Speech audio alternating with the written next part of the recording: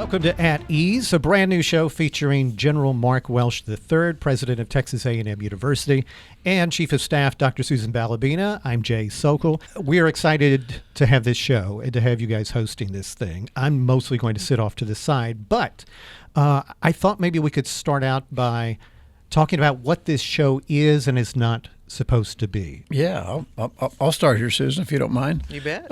Because the show is not supposed to be about me. It's not supposed to be about Susan. It's not supposed to be even about you, Jay. Nope. It's supposed to be about Texas A&M, the remarkable people and things that are happening on our campus every single day. And so we think this is just a great opportunity to let other people around A&M meet the folks they don't get to meet routinely, to hear from them about what they do, because what they do is remarkable. And also to talk a little bit about the outcome of some of the great work that happens around here that we don't get to highlight to the internal audience very often. And there are just remarkable things that happen here. We will typically start one of these episodes, I think, with a discussion of what's going on around campus at any given time, and then follow it with a guest. Today we have a phenomenal guest. Some days it may be like today, we may have a guest from the Aggie athletics arena.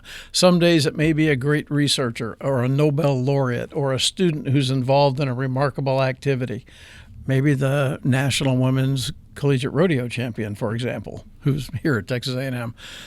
It could be anybody from someone who is working on deep sea research to determine the history of the Earth, to somebody who's doing space robotics, to somebody who's studying the history of the cosmos, because it's all here on our campus.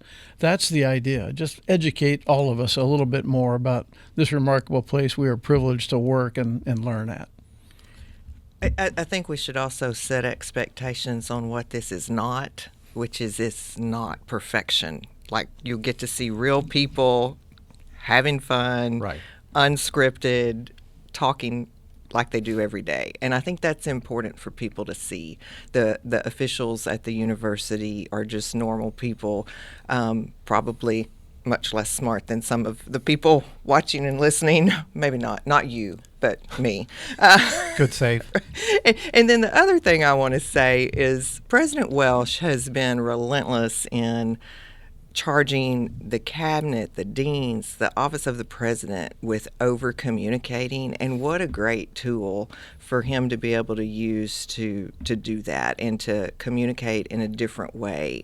I mean, he wants all of us to work constantly on communicating messages so that people here feel a part and know what's going on. And At Ease is another great tool in that toolbox, I think. Well, I think one of the great reasons to do this is because oftentimes we get to experience the two of you through sound bites or through, an abbreviated quote.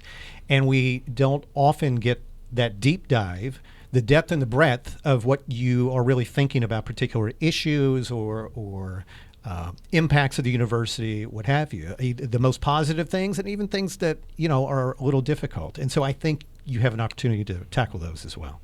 Yeah, I'd be careful about assuming that we're actually thinking. Come on. That could get you in trouble. What I love about the idea is the title.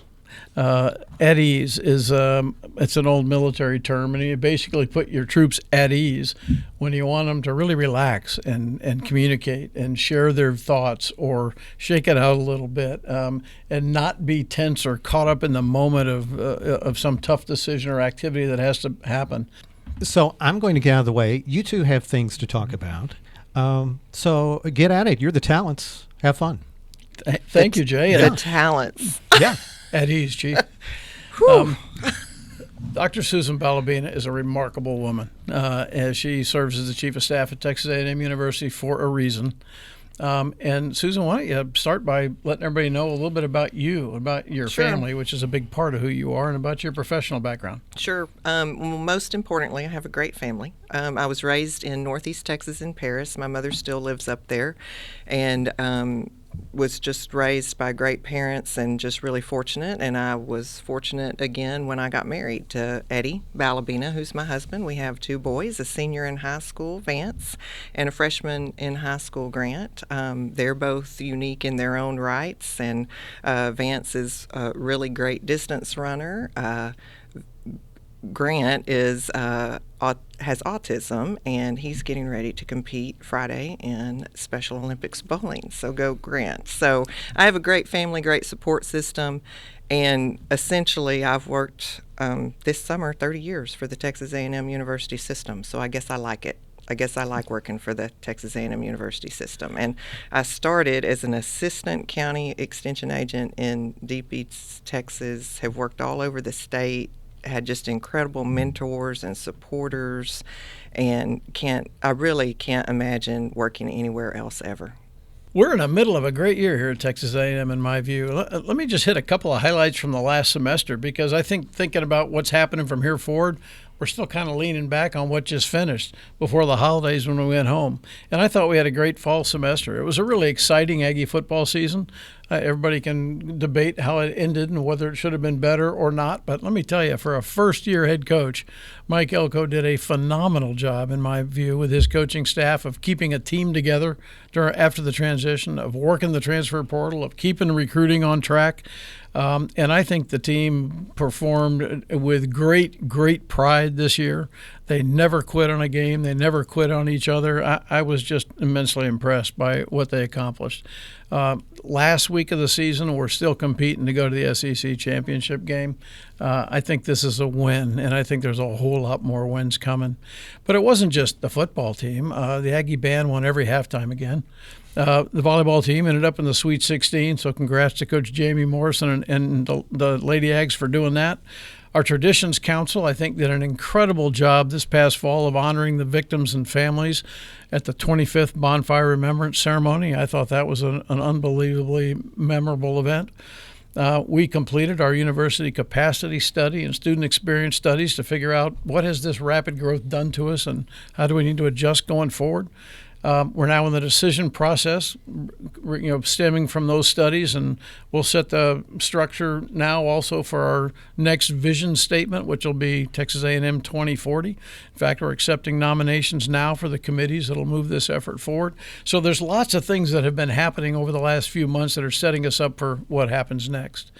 We're in the middle of a number of leadership transitions. Susan, why don't you talk about a couple of those? Sure. So we've had some really just incredible employees retire, and R.C. Slocum, a name everyone knows, who's worked here for over 50 years, decided to retire on January the 2nd. He's irreplaceable. I mean, he's come off the bench now a few times to serve as interim athletic director. He's such a great ambassador for us, and we just can't thank him enough. I have reminded him that the only difference is now he doesn't get paid for helping us and being an ambassador, and he seems okay with that. So it's great. But we do wish him well and thank him for all of his formal service over the years.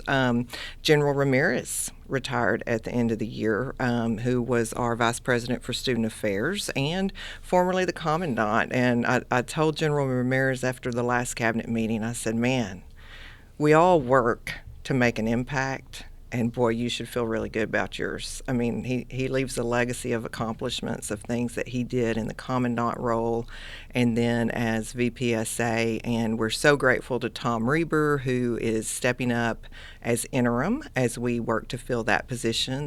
The search committee has been appointed. They had their first meeting right before the holiday break last year, and now they're working on the position description and moving that search forward. So that's good. Jay Silveria, loss for us, good friend of President Welsh, who President Welsh hired to run our Bush, D.C. campus, which is broadening, and we gave Jay an expanded role to really think about all the university components that could be viable at a unique, special D.C. campus. That was really the vision that came about from your leadership at the Bush School. He's got an exciting opportunity and is leaving for Arkansas, but Dean Sherman has kicked off looking for a replacement for him, and I'm confident that's such a great opportunity.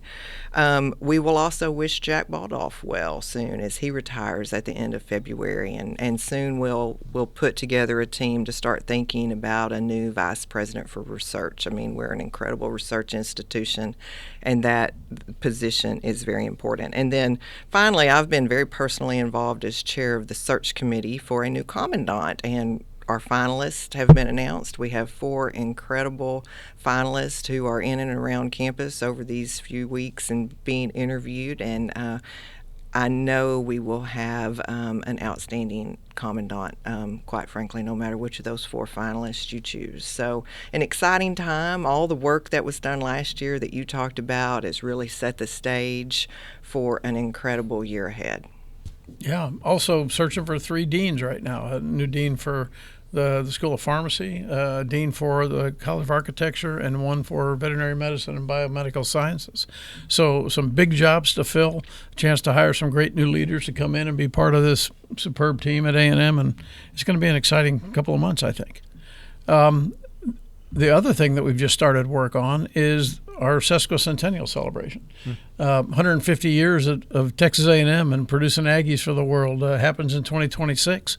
And so we're really excited about that celebration. And I think KMU and other parts of our media operation here are going to be intimately involved as we get ready for that. So that's a really exciting time for us. It really is. And, President Welsh appointed Julie Mosbo Balestro and Allie Rainey, who works with us in the President's office as co-chairs, and they really have an incredible group of people that they are leading in the planning of this. And every time I hear them talk, I think, man, I'm so lucky to be at Texas A&M right now, working with this president, working with these people, getting to celebrate 150 years of impact. It's a special time for our university. It's cool. We're starting a spring sports season that if we can do anything like we did last spring, it's going to be pretty exciting. Yeah. I'm expecting a national championship in baseball, another one in women's tennis. Might as well win one in golf, men or women. Sure. It doesn't matter which one. Last year we won the individual women's golf championship. We can win the team one this year. Track and field, don't sleep on them. Coach Pat Henry's got the track and field team lined up, and got a really strong men's team this year. The women's team is always strong. There's an opportunity there. And, of course, Buzz Williams and the basketball team are not done yet. They are off to a phenomenal start this season, and the way they play together, that brotherhood they've created and the way they represent our university is just really, really spectacular. So it's just a great time here in Aggie Land, and we're excited to get to the new semester. The one thing Susan mentioned earlier about communication is important. And by the way, Jay, you, KAMU, the entire team are a big part of how we can do this in a better way. You guys do your part constantly. We haven't always done our part, I think, across the university because it's hard. We are essentially a 100,000 person city when you add up 80,000 students and about 10,000 faculty and staff and then contractors who work on campus. And all the things you try and share with a 100,000 person city don't necessarily get down to every citizen. We have the same problem here on campus. So how do we do a better job of making sure that nobody feels left out, that nobody feels like they're surprised by something that affects them, their life, their learning, their work, their research, their whatever. And it takes a lot of grinding effort by everybody at every level of this university. And so Susan and I are committed to doing our part. And we're going to try and help everybody else be enabled and empowered to do their part so that nobody is surprised anymore. Everybody will never agree.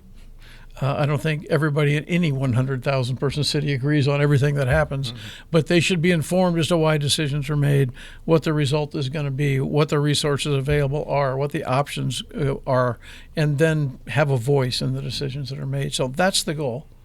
And I'd challenge anybody who's listening here in Aggie Land, be part of the solution and not part of the problem. Well, I think we're off to a great start. But why don't we take a quick break? Our very first guest on At Ease is warming up in the bullpen. He's new Aggie baseball coach. See what you did there. Thank you for noticing that and acknowledging. He is new Aggie baseball coach Michael Earley, and he is coming up next. And he's awesome.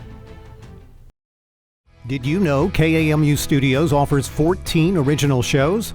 All of these locally hosted productions are featured on our local shows, series, and podcast webpage. Topics cover Texas A&M, art, politics, music, books, gardening, community issues, and more. Find what interests you on our website. Then listen on your favorite podcast platform. Go to tx.ag/KAMU FM shows and start listening today. guest. Our special guest today is the 21st head Aggie baseball coach, Coach Michael Earley. Coach, it's great to have you here. General, thanks for having me. It's great to be in here with you guys and talk a little baseball, talk a little A&M. Yeah, well, at ease, Michael. Relax. And take a deep breath. We are here to talk to Coach Mike Earley, who has been the coach of Aggie baseball since last July. I think it's important to take just a minute and understand where Mike came from. He was born in Anderson, Indiana. Yes, sir. He played a lot of sports growing up, not just baseball, but he came from a baseball family. Mike, why don't you talk about your baseball journey a little bit? Not your coaching journey, but your journey as a player. Yeah. So I, obviously grew up playing baseball in Anderson, which was basketball-dominated town, but I played basketball as well, but always wanted to play baseball, me and my brother. So went to Indiana University, got drafted by the Chicago White Sox. My brother went to South Alabama. He also got drafted by the White Sox. He currently works for the Padres. And it was always important for both of us to, we wanted to become a baseball family. Like, we wanted the Earley name to be synonymous with, those are baseball guys, and that's a goal of ours. And, here we are, me coaching here, he's coaching there. Family's super supportive, in the game. My son plays, his son will play, daughters play softball. So just really sport-driven family since, the day I was young. Dad coaches in football, basketball, all those things. So sports have been a big part of our life, but I think baseball may be a bigger part just because we were better at it. It could have, so we kind of picked the one we were best at, but it's just, a game that's been really, really good to me, challenging, taught me a lot of life lessons. So I'm just super grateful. And as a family that, when you say the Earley name, you can say, oh, those are baseball guys. And that's something we always wanted. Yeah, very cool. You forgot to mention that you're an all Big Ten player at the University of Indiana, or that in 4 of your 6 seasons in professional baseball, you were selected for the league all-star team. You kind of skipped over that part. Yeah, no, I was a decent player. I always say I was just good enough to not be good enough, right? Like I got it in AAA for a month, and I didn't play very well, so I was back in AA real quick. So yeah, I had a pretty good career. It was a lot of hard work. I wasn't ever the best at what I did, but I always thought I was always physically as strong as everyone or stronger, and then I always prided myself on playing harder than anyone else. So I think that kind of got me a little farther than I probably belonged. But it's something that, like anything else, if you're not good at it, you better figure out a way to, compete with the next guy. So I always tried to find those little niches and intricacies in the game that I could kind of exploit to make myself better than I really was. Yeah, fantastic. You mentioned the word family as being important to you growing up and in your baseball career. Yep. I know family is still really important to you, and now at this point in your life in your coaching career, and I'm sitting next to a lady here who is maybe the most focused family person I've ever worked with in a really, really good way. Tell us a little bit about your family. Yeah, so my wife Lisa, we met in college when we were both at Indiana University, and then my son Marshall's 11, my daughter Mia is 9, and my daughter Maddie is 6, and they are a freaking handful in the best possible way. I mean, they keep me on my toes, they keep me honest, they definitely keep me humble. They are not impressed by anything I do. Just ask them. I mean, we're all a lot alike, right? So I don't want to say it's trash talk, but that's just kind of how the household is. And now that my son is 11, he's getting better at it, so I have to stay up with him. And then my 9-year-old daughter's not too far behind. But I mean, it's just one of those things. Like, my biggest joy, my day today was awesome because I got to take him to school, right? And that's just a moment. Hopefully I get him on a good day, right? Because waking up a 11, 9, and 6-year-old in the morning is a coin flip. And like I told you earlier, tomorrow will probably be a little different than today. But just seeing them every day and trying to show them and give them an example of, hard work and handling stress and I'm not great at it, trust me. Like, I'm getting better, and I try to, every time I do something, I think of, well, if they saw me, what would they think? Like, everything, and I make those mistakes on the daily, but it's just that constant drive to, I want to have success, but I want them to have more success. So trying to give them an example. And then my wife is the one that keeps the ship going. She was with me when I was in the minor league. She's been with me every step of the way. When I got my first job at Arizona State, we had just bought a house in Indiana a couple weeks before, and I called her and said, hey, I got the job, we're moving. And she said, okay, when? So her support has been the reason I've been able to, kind of get to where I'm at today. And that started, when I was playing up until now. So my family is everything to me, and finding that balance. And I'm not sure if you remember this, but you came and talked to me early on when I got the job and you asked me how I was doing, and I said I'm trying to stay present with family and work, and I was having moments where I wasn't, where I was there for them, but I wasn't getting all what I want out of them. And you told me, just, you're doing the right thing. Just recognize it and just do better. You're never going to stop doing it, but just the point is you're recognizing it. So just daily basis trying to do that. And I'm sure I'll be challenged with that a lot during the season. But yeah, I could talk probably too long about my family. I mean, I love them to death. So I appreciate you asking me. Can't talk too long about family. No. And I tell you what, I'm not even looking at her, but I can sense this. Yeah. She already likes you better than she likes me. That's right. So, That's right. and I know she has a question ready for you. I do. I hadn't met you before today, and it is just a huge honor to meet you, and we're so excited to have you here. And kind of looking from the outside in, I watched the press conference where you were announced, and I was struck by your family. You have a beautiful family. Thank you. You are obviously a very caring husband and father, and it seems like this is really where you want to call home. So why is that? What is it about this community and this place? If I interpreted your comments right at the press conference when you were announced, what is it that is special to you and your family about our community? I think it's just being around a ton of like-minded people. Like, you're never in anyone's household, right? You don't know what goes on behind closed doors, but it's just that feeling of like-minded, and where family means something as much to you as it does your neighbor or the people across the street or the people you hang out with, and the values of how people live their life around here, which it's just something about it is it's the first place. I just feel so comfortable on the community side with the people around me. And there's a good and bad in that. Like, we all know this is a small town, so we're way more good than bad, but everyone seems to know everything about you is what I've kind of learned. And you run into, I just like running into people at the grocery store that or it's funny, like, my last interview was at the general's house with Trev, and, I get the address. I'm like, okay, I'm kind of nervous. And then I put in where he lives, like trying to plan when to leave. And it's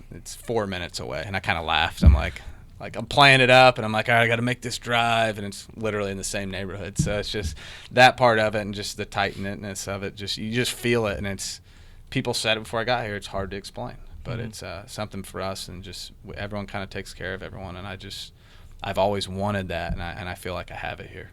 Yeah, my kids were first grade and pre-K when we moved here, and it's been a tremendous place for them to grow up. Lots of opportunities, so good.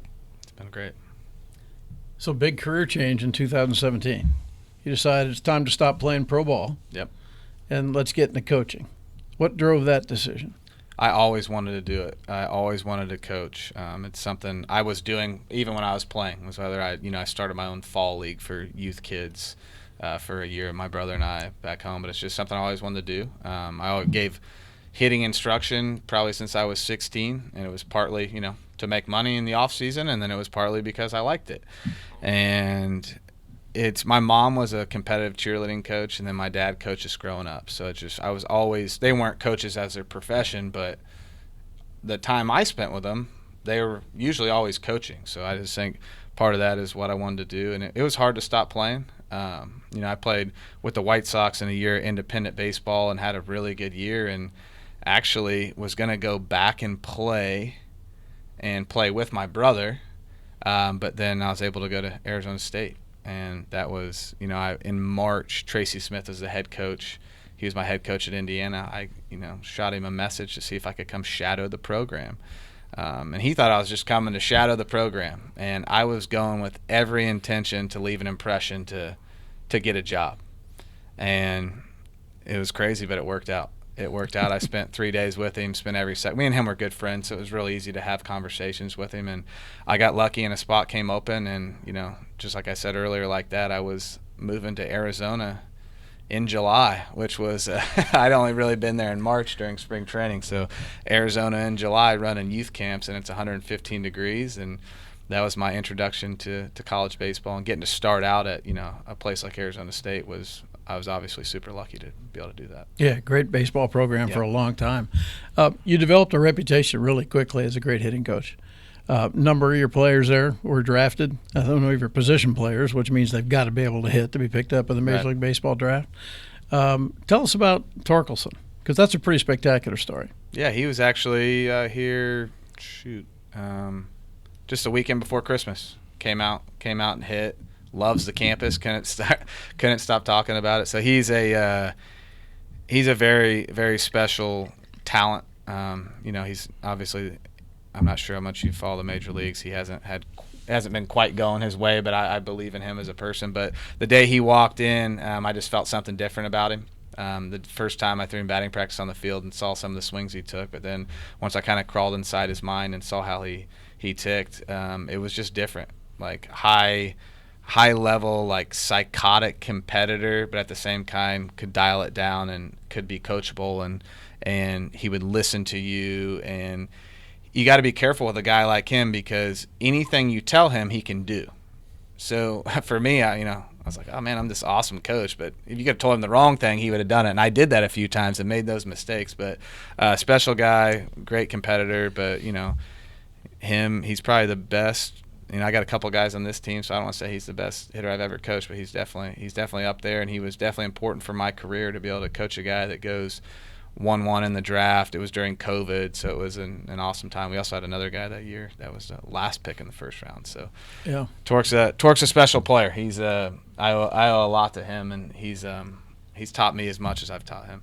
I think for coaches, it's kind of cool to see that you develop a reputation because you took somebody who was a non-drafted player out of high school, who's essentially a walk-on at Arizona State University, and he ends up going number 1 in the Major League Baseball draft. Something happened to him during the time in the program with you coaching him. So, congratulations. It was a lot of time, and he worked really, really hard, and I was just there to guide him and help him, and he was the type of guy that you just needed to be available. Like he always wanted to work, and he's probably one of the best workers I've ever coached, and he's still only 25 years old, and I believe in him as much as I believe in anyone else. I think he's going to be a big league all-star one day, and rooting for him every day. Very cool. Somebody you want to coach your son. Yeah, and I just want to say I think coaches are special. You have to be. It's a calling, right? The number of hours you devote to your players and young people is just incredible.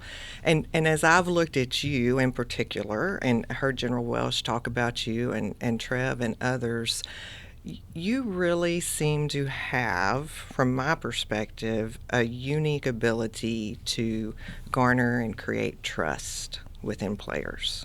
The players seem to really trust you based on what I've observed. How do you do that? How do you create trust with your players?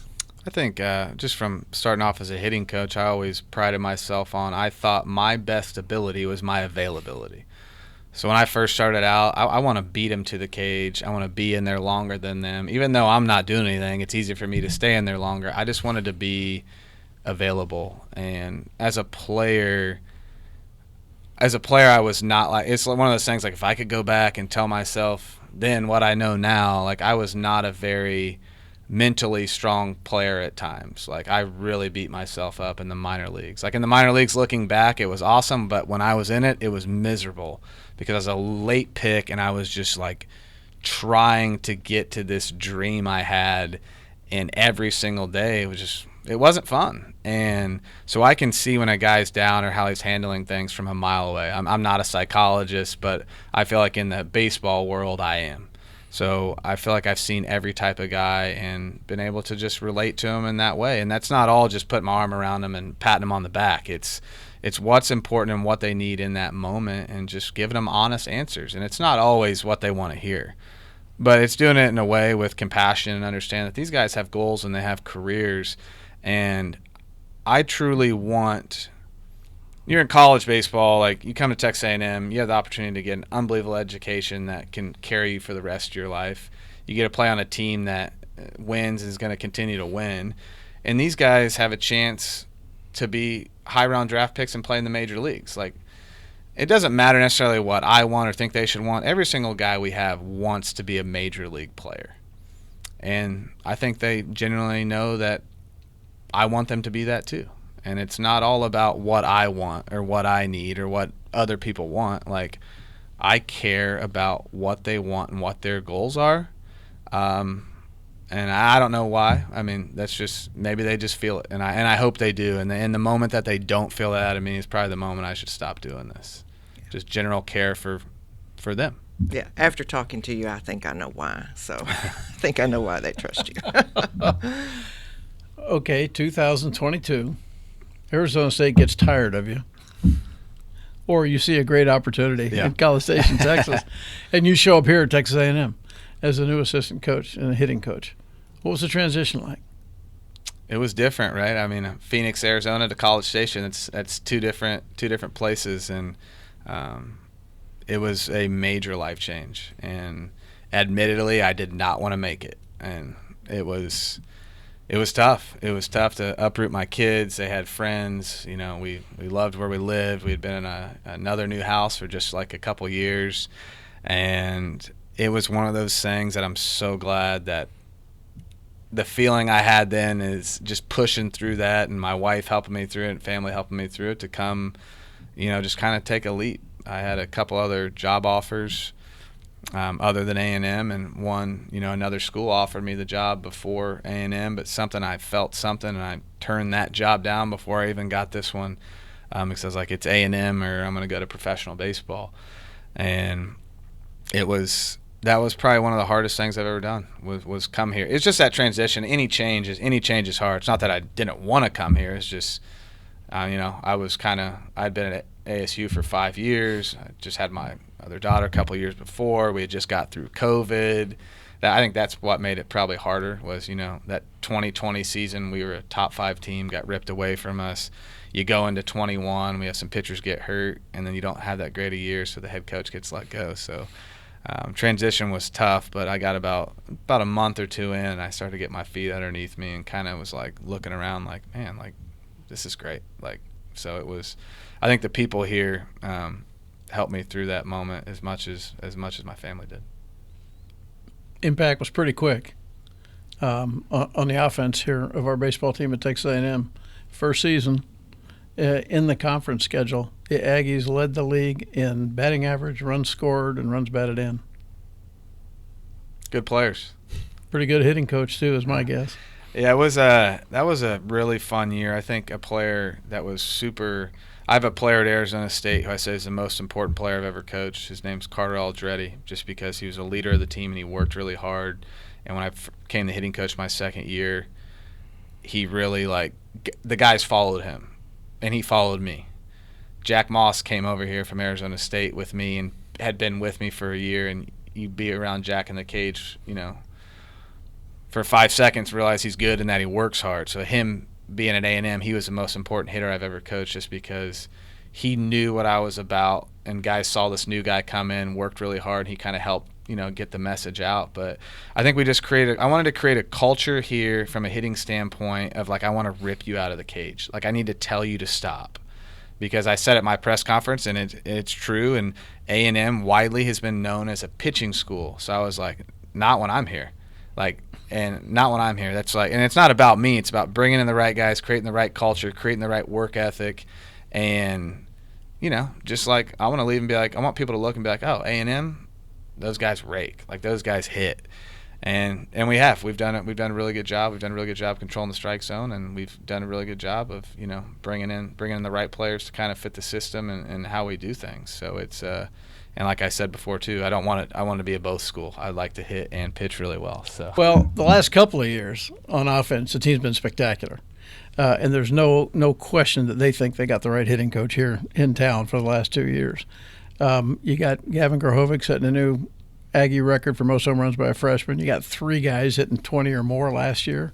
It's really an incredible offensive team. Yeah, it was really, really impressive. And, you know, it was funny because Jace held that record for 1 year, so Gavin made sure to let him know as soon as he hit that. I think when Gavin hits the home run, it's against, pretty sure it's against Louisiana Lafayette. He crosses the plate, and Jace is right there, and you see Jace kind of laughing. Usually you don't see Jace laughing, you know, right before he's about to get an AB. And then, having 3 players hit 20. I think at one point it was the first team to ever have 3 with 20 in the new bat era, and then Tennessee had some guys get hot at the end. But yeah, just a really, really good explosive team.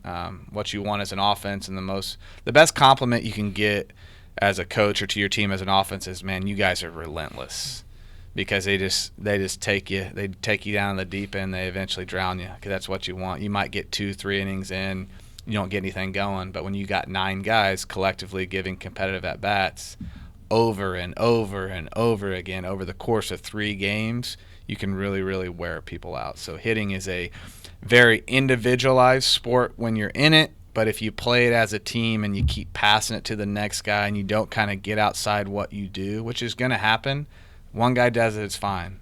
2, 3 guys do it a few times through the order, that's when you have trouble. Mix it in with, what do they say, hitting a round object with the bat, all those things. It's just not easy to do. 2 round objects or whatever it is, coming in sometimes at 100 miles an hour, good luck. And I try to never forget how hard hitting is.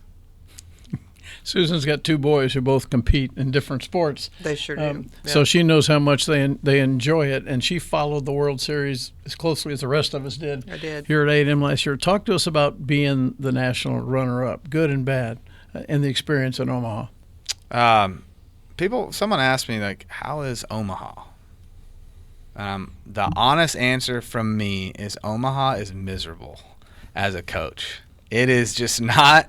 It's fun when the game starts, and it's fun when you win, and then you enjoy it for about 10 minutes. And honestly, Omaha is like you want to win, and you play for those off days. Those off days in Omaha are the best. When you win and you play and you get the off day and you get to take your kids to the park and you go to batting cage and get a light practice in, get a good meal, like those are the best. So it's good and bad, just weighing like the stress of it. But being the runner-up was tough. I mean, it's the toughest. I think definitely number one. I think first used to be getting released from professional baseball. Just how I felt in that moment was pretty terrible. But I've forgotten that and over it, and getting runner-up is something I'll never get over. That is, from a baseball perspective, keep everything in life in perspective. From just pure baseball, that's one of the most awful things ever. But when you look back at how we got there and what we had to do and the sacrifices and losing Braden and Caden stepping up and the storylines with it that part was awesome. Just seeing those guys come together as a team and how they bonded, and they bonded because they played well and they expected each other to play well, and we won a lot of games. So it was cool. It's obviously something I'll never forget, but also something that'll keep me up at night, and until we win one, and I think it'll always still keep me up at night. I was having bad dreams about it for the first couple months after, which was I'd wake up and I was kind of embarrassed, but at the same time I'm like I can't help it how it goes through my head. So I think, President Welsh, we need to let him quit talking about that and look to the future, right? So what are you most excited and worried about as when does baseball start? February 14th. February 14th. I apologize for not knowing that. It's all right. Obviously, I'll have a Valentine's date at the baseball park. Yep. Yeah. Eddie, hint, hint. So as we approach that date, what are you most excited about and most worried about?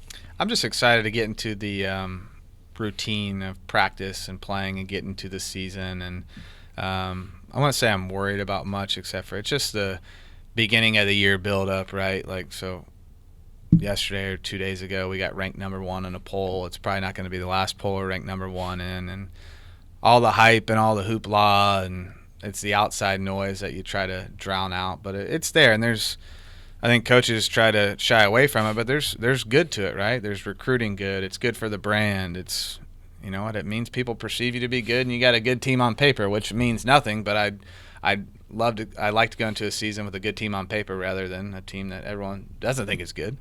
I'm just excited to get into it. I'm excited to get, I was saying earlier, we play for the most part Friday, Saturday, Sunday, Tuesday.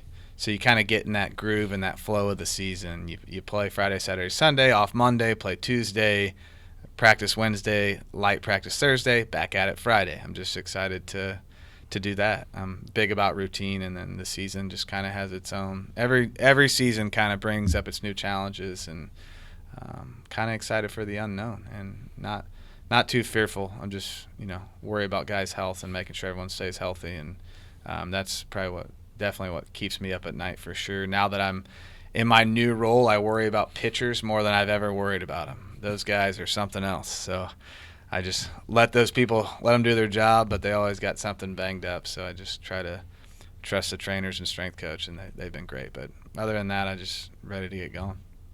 It's great. You had to put together a new coaching staff. So transition is always turbulent. Yeah. I think it's remarkable, by the way, that we have a preseason #1 ranking for a team with a first-time new head coach. It's a huge compliment to the team, to you, to your new coaching staff. Talk about how the coaching staff has come together and how the team has kind of melded with your new recruits, your transfer players, et cetera. It's been, the transfers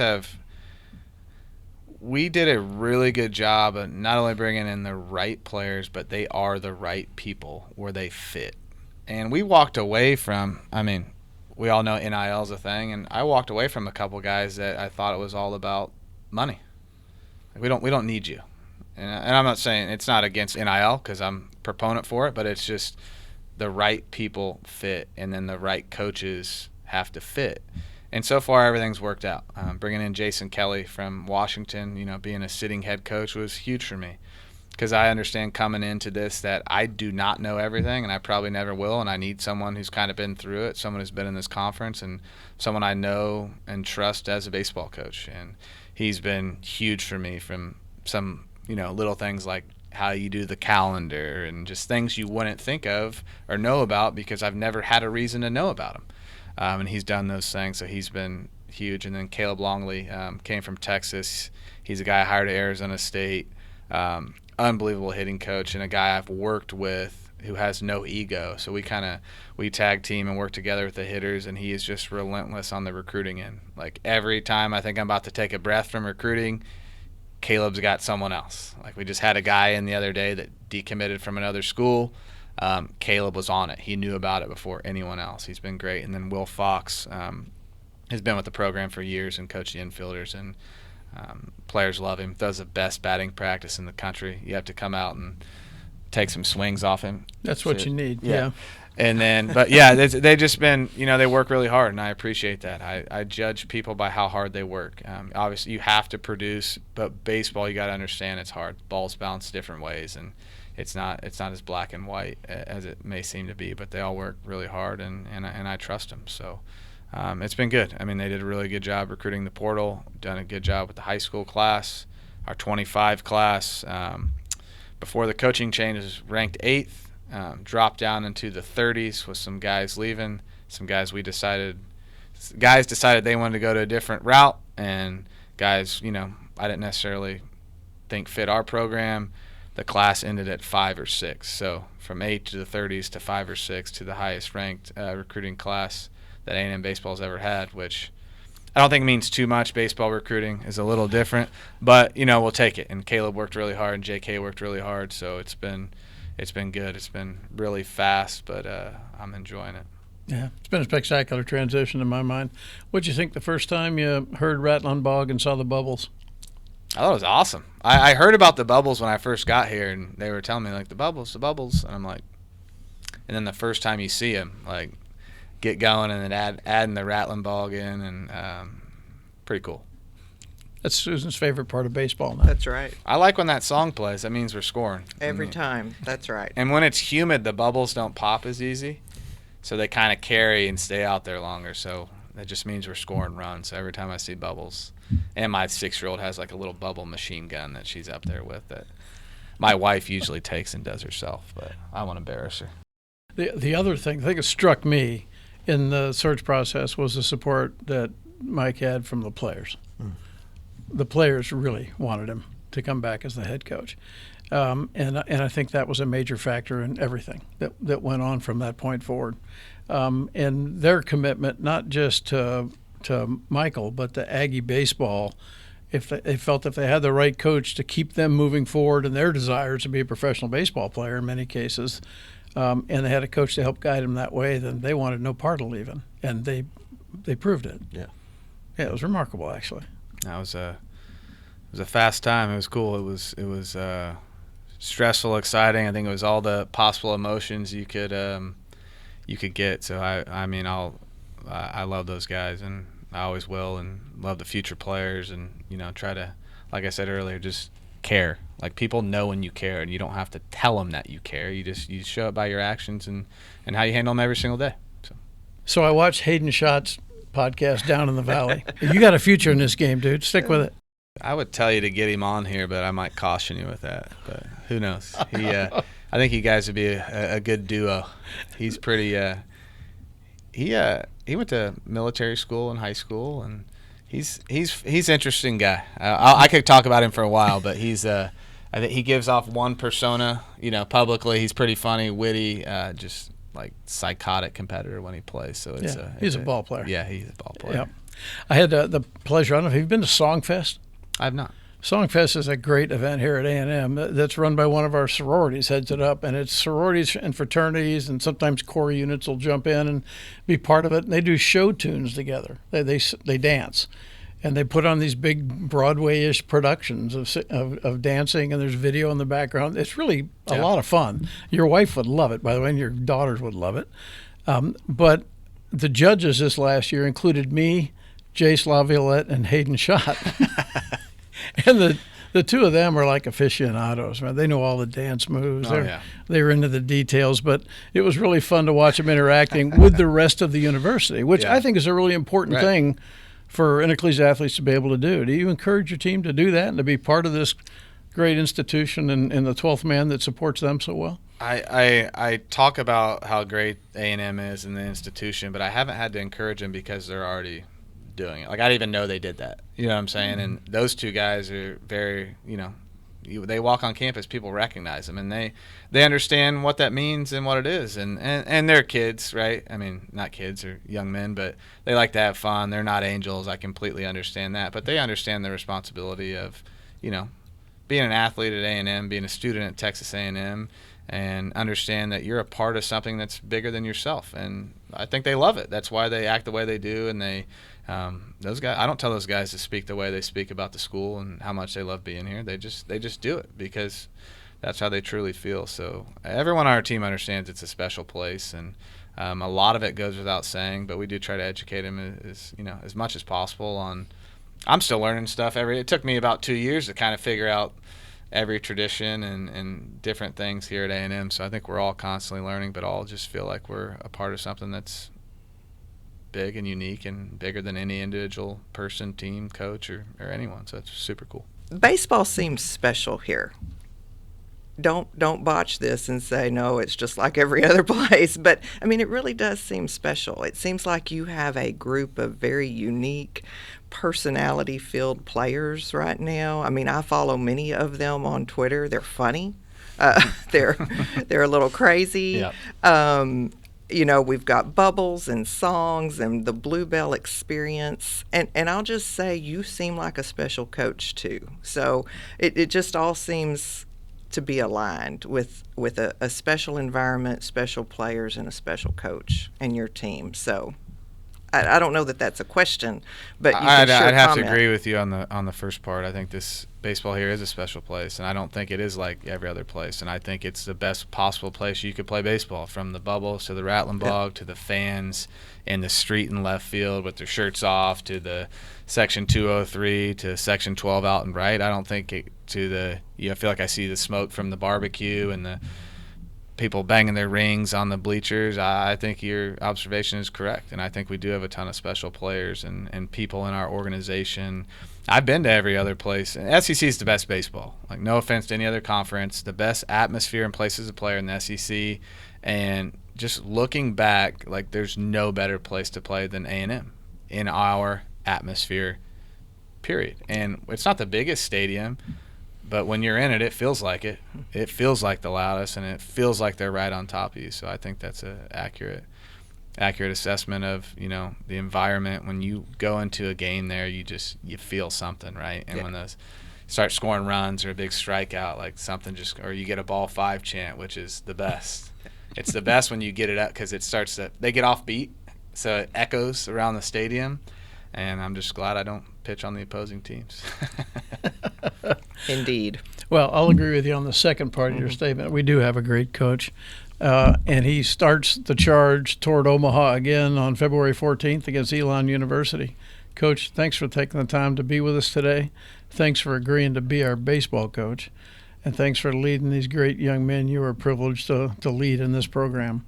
It's really, really a thrill to have you here today, and it's an honor to have you at Texas A&M. I appreciate that. I feel honored to be a part of this university and around so many special people, and baseball's a thing, you know. I get to do it every day. Like, I get to go to the baseball field and get to go to, I guess, work, as you would call it, even though I don't feel like I'm working at all. So I thank you guys for having me, and look forward to, you know, putting out a good product on the field. And, you know, these guys are special, and I'm going to try to stay out of their way as much as possible, but also keep them on track and get back to the ultimate goal. But you know, got to take care of business on February 14th and take care of business on practice January 13th. So that's kind of where we're looking. But thank you guys again, and I appreciate you having me.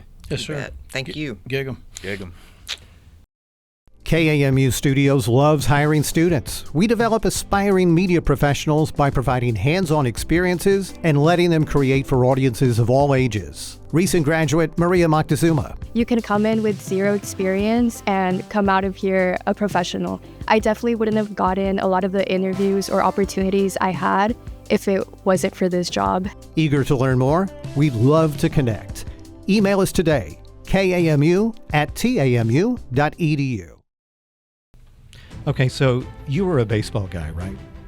I love baseball. Yeah. But you played a little bit. Yeah, but calling me a baseball guy would be like calling a sweet potato fry a Idaho potato. I think you're being humble.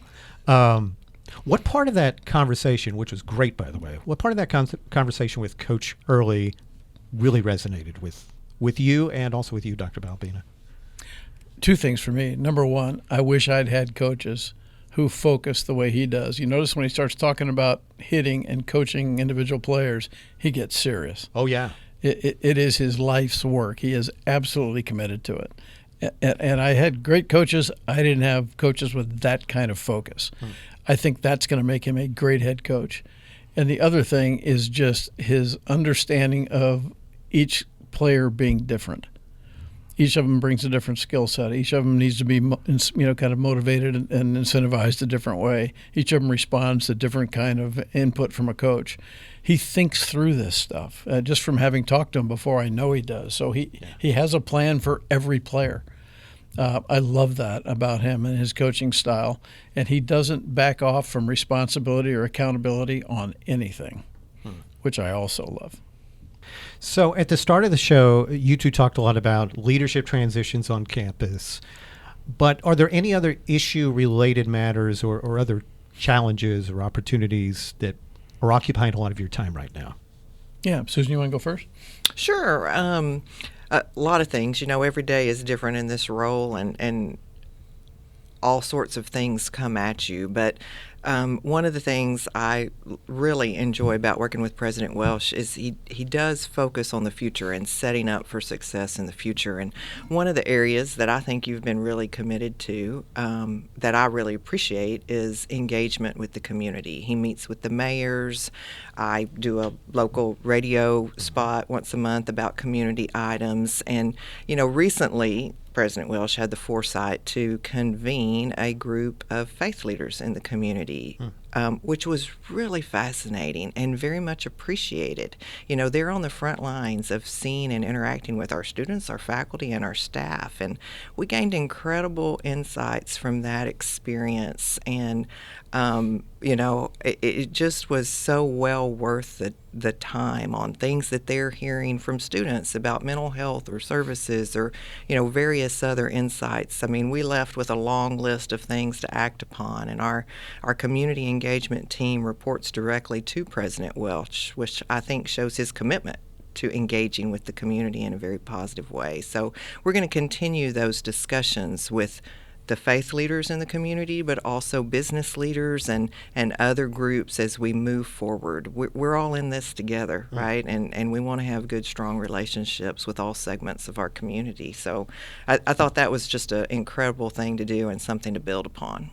A&M cannot succeed long-term unless Bryan and College Station succeed. And I think the opposite is also true. And I tell you what I walked away from this meeting was an appreciation for the contribution that all these different faith leaders are making to these communities. It's incredible. These are incredible people. Speaking of commitment to a job and dedication and focus on helping people, this was an incredibly I'm not worthy to be among them audience. It was really cool. So it was an honor to meet them all, and it was an honor to have them there, and we got to continue this conversation because it was very helpful. Has that ever happened, though, with, to your knowledge, with a group of faith leaders coming to a meeting with the president of Texas A&M? Oh, I'm sure it has. This can't be a novel idea, but it was just really cool for She's giving you some Susan side and I eye to meet over 'em. here. Yeah, I'm not sure it has ever happened like that. No, I think that's I tremendous. think there are some alliances that exist and where people congregate, but to have an audience with the president and a strategic format and future opportunities to do that, I think based on what they told me, Yeah. at least that was group cool. hadn't experienced it before. It was great for us for sure. We learned a lot, as Susan mentioned. Another thing I would mention that's a big deal for us here over the next few months is I mentioned in the opening the capacity study is something that's coming up in the future. The decisions resulting from that and from our student experience study, both of those things were intended to look at the growth that's happened at the university and how has it affected our ability with infrastructure or faculty or staff support to handle 80,000 students now in the right way and give them the experience they deserve to have here at A&M. Do we need more dorms? Do we need more dining facilities? Do we need more instructors in STEM career fields? Do we need more professors to do research in certain areas? All those questions came out in this study. And on the student experience side, the results of which basically mirrored the capacity study, it was how many classrooms do we have with 300 plus students in them, and can we fix that? Yeah. Do we have enough academic advisors? Do I have a chance to eat during the day when I have my class breaks? Or most of my classes are on West Campus, and there's not as much infrastructure out there, so I don't have a place to study or to eat or to park my car. And it just highlighted things that we are going to need to adjust. And the principal recommendation out of the capacity study was that we stop growing for 5 years or so. My guess is that'll be 5 to 7 years because it'll take us that long to make the infrastructure investments we need to rebalance some things on the university. And so we are going to make those decisions early this spring, set the resource plan in place, and then start executing against it. And it's going to require a different way of thinking about things. It's going to require thinking about cutting costs, not just adding funding. It's going to require thinking about where we add faculty, not just adding faculty everywhere, because some departments, the faculty to student ratio didn't get out of whack over the last 10 years, and others it's gone way out of whack, particularly in our STEM majors and our engineering majors. We've increased the number of STEM degrees at Texas A&M 44% over the last 10 years. In that same period, we've increased the number of engineering degrees 75%. Yeah. And so in those departments, we have not kept up with the faculty demand signal. And we are lucky that we have the world's greatest faculty because they have adjusted to that and they've carried this load. And the staff we have, which is all universe, has supported them and enabled them to do that. But that can't be the long-term solution. We have to right-size this thing. And we need more dormitory space. We need more dining facility space. We need a West Campus development plan because 30% of our students spend most of their time now on West Campus, which is brand new compared to the main campus side of the fence. So we just have to make these changes, but it's going to require people willing to think about the trades that are necessary. So if you have a new degree program and you're a great tenure track faculty member with an idea for an emerging field of study that is in great demand for jobs in society, and you want to start a new degree program, I'm going to ask your dean, hey, that's great, I'm happy to approve it. Where are you taking the numbers from? Yeah. Because we can't grow. And so within the colleges, they're going to have some very difficult conversations about what do we prioritize? Where do we lower the number of students? Where do we raise the number of students? How do we balance that? Doing it across colleges sounds like a great idea, really hard in practical terms. So most of the trades are going to be within departments or within the college. That's going to require everybody to be in the conversation. Our faculty have to be part of that discussion because only they know the right way to do this. And so when I talk about communication, it's communication that leads to very hard decisions that we need to be making here over the next couple of years. Yeah, some of that sounds scary, right? I'm sure that's... It's very scary. Yeah, yeah. You know, if it's your degree program is being affected, you're messing with the crown jewels here. Right. But it's not about getting rid of things. It's about balancing things in the right way. And so we can't add to everything. We just can't do it right now or we'll break the place. And that is certainly not the goal. But is executing this something that takes a matter of years or a matter of decades? This sounds monumental. Initially, it's balancing the right sizing the university is probably a decade. But I think within 5 to 7 years, if we invest properly, we can add the number of classroom spaces we need. We can get the dormitory space realigned. We can get dining facilities in place to handle the current student load if we hold the load steady. And all we're talking about doing is stopping undergraduate growth and capping it at about 15,000 students a year between new freshmen and transfer. So don't grow our undergraduate population. Don't bring in any more than 15,000 a year. We can still grow graduate programs because they don't have the same stress on our infrastructure. And they give a better return on investment for their tuition dollar, which helps us financially.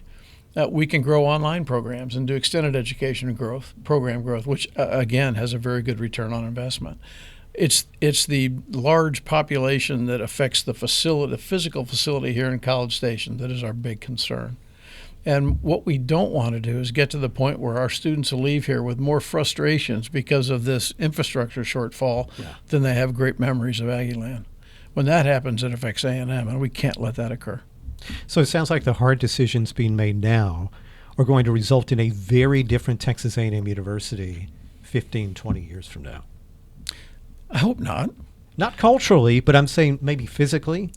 It could. It's going to be a bigger Texas A&M, even if we don't grow any more students, because we need more facilities to support what we have. We also have to be more efficient with the use of the ones we do have. Yeah. And so there are other tough decisions. If we want to be able to offer staff, for example, alternate work locations, that's a great idea. It saves us from having to invest in more space, but we have to make sure we're not losing productivity in doing it, and that may mean sharing space. So instead of everybody having an office that they just don't go to a couple of days a week, maybe we are hot bunking in offices like the Navy does on beds on submarines. It's just a different way of looking at resource allocation and utilization and understanding that everything is competing with everything else right now. If you want to get a new faculty member in engineering, that dollar could be used for a new dormitory, or it could be used for a new dining hall, or it could be used for new parking garage, or it could be used for merit increase for our staff. It's all in competition now. That's where we are because of the scale we've grown to. And prioritizing things is going to be the name of the game for everything. And that's a difficult thing to do in an organization. It's emotional. It plays with everybody's crown jewels. And people need to be in the conversation. They need to have a voice in this so that everybody's heard. Everybody will not be happy at the end of the day. They can't be. Any other issues you want to talk about it right now? Well, I'll just real quickly mention while we talk about the university here in College Station, President Welsh also cares a lot about our remote campuses and what's happening at those and how that fits into the bigger picture. So I think you'll see us talking as the year goes on about some exciting things, challenges, and opportunities at those remote sites too, because those are other places where we can just create more Aggies as well. But we have to be smart about it and do it right. Yeah. Yep. And have to have a plan for each one that's specific. We've got to understand what we're doing at Galveston and why.